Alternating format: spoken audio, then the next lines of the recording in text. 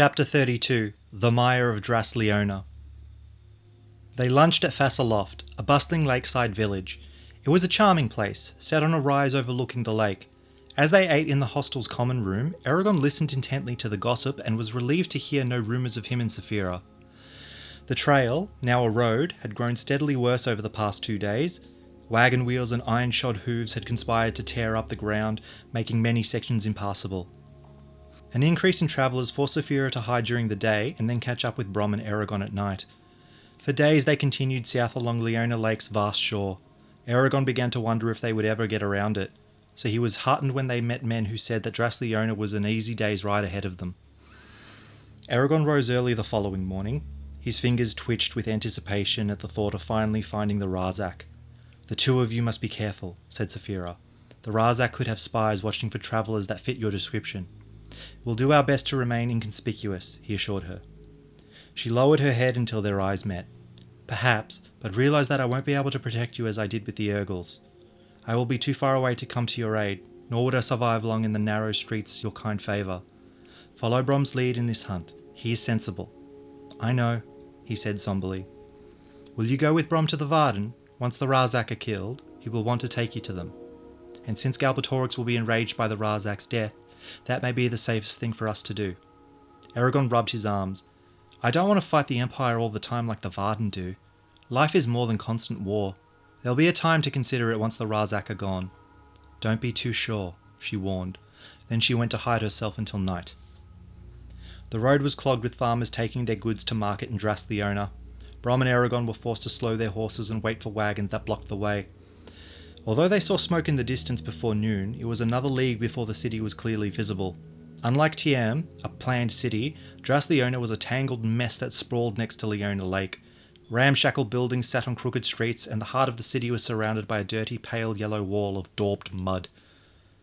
Several miles east, a mountain of bare rock speared the sky with spires and columns, a tenebrous nightmare ship. Near vertical sides rose out of the ground like a jagged piece of the earth's bone. Brom pointed. "That is Helgrind. It's the reason Dras Leona was originally built. People are fascinated by it, even though it's an unhealthy and malevolent thing." He gestured at the buildings inside the city's wall. "We should go to the centre of the city first." As they crept along the road to Dras Leona, Eragon saw that the highest building within the city was a cathedral that loomed behind the walls.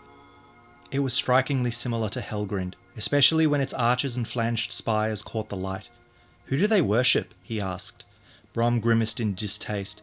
"Their prayers go to Helgrind. It's a cruel religion they practice. They drink human blood and make flesh offerings.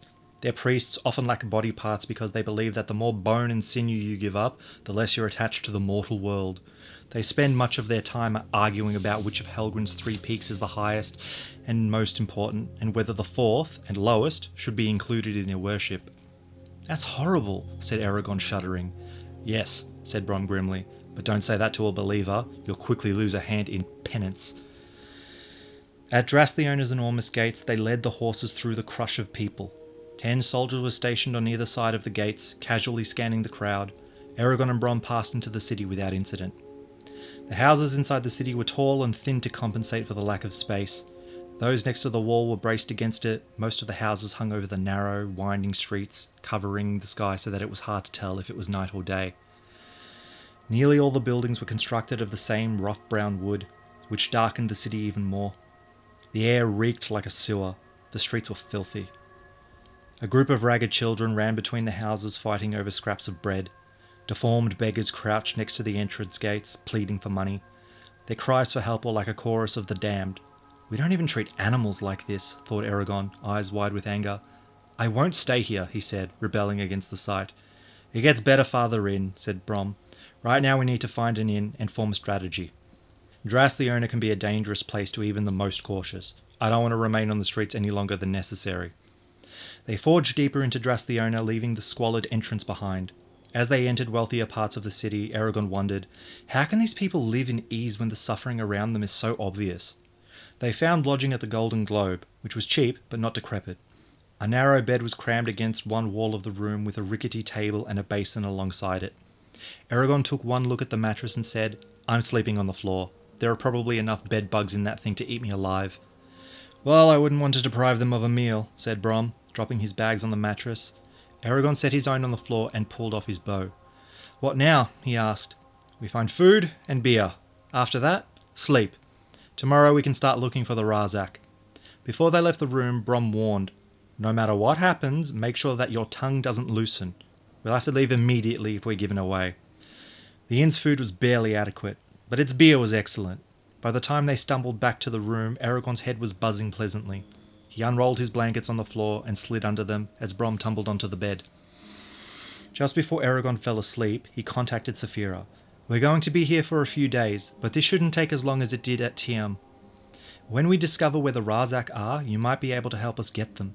I'll talk to you in the morning. Right now, I'm not thinking too clearly." "You've been drinking," came the accusing thought. Eragon considered it for a moment and had to agree that she was absolutely right. Her disapproval was clear, but all she said was, "I won't envy you in the morning." "No," groaned Eragon, "but Brom will.